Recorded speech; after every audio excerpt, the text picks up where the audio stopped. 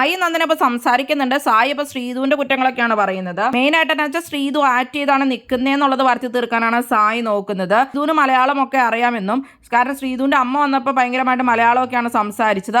അത് മാത്രമല്ല ഇത്ര നാൾ അമ്മ അറിയാതെ സീരിയലിൽ പുള്ളിക്കാരി ആക്ട് ചെയ്തിട്ടുണ്ടല്ലോ, അപ്പൊ നന്നായിട്ട് മലയാളം അറിയാം. എന്നിട്ടും കൂടുതൽ തമിഴ് ചുമ്മാ പറയുന്നതാണെന്നും ജാൻമണി പോലും അത്രയ്ക്കും അറിയില്ലായിട്ടും കൂടുതൽ മലയാളം പറയാൻ ശ്രമിച്ചു. പക്ഷെ ശ്രീധു അങ്ങനെയല്ല ചെയ്യുന്നതെന്നൊക്കെയാണ് സായി പറയുന്നത്.